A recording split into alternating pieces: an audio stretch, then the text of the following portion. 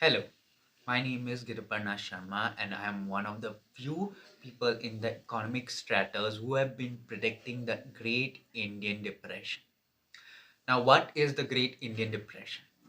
So, few months ago, like in the early Feb 2025, I have noticed certain sequences in the Indian economy strata which literally confuse me. First of all, the slowdown of Indian currency is very, very rapid.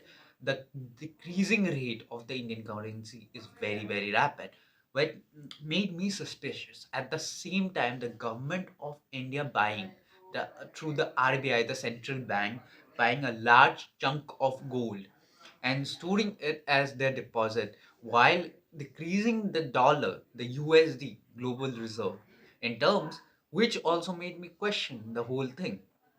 Now, there's a very, very crucial thing. While this is a big thing for the Indian strata, I have been the one of the few people who've been predicting this for a long term. Today, the thing I've been predicting has come to a very big end where the Indian INR has finally touched the 90 rupee mark that I have predicted on the 2nd of Feb 2025. And it's not like that's only one of my prediction. I have predicted that the euro to Indian rupee strata would go to 100 rupees, and that one of the few things that have happened in the past few months. Now, there are a few things I have to very, very clarify that the RBI now would do few things. First thing is to buy the Indian currency from the market so that the demand supply curve would work, and the demand for the Indian currency overall will increase, which would stabilize the Indian currency in the global market for a short while. But that's not the early point how to sort it out. When the Indian government in FY 2025 decided that they wanna literally reduce the income tax bar, that's the point, literally, and increase the bar to a certain height. That's the point. I literally question the government. Why did you do?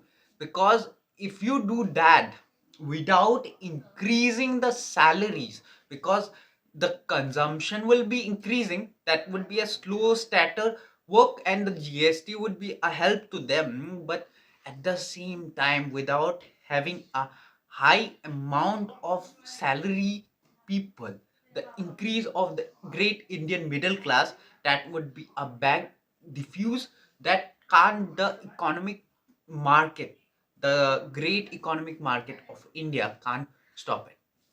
That was my big prediction, and today I could finally see through the repo rate.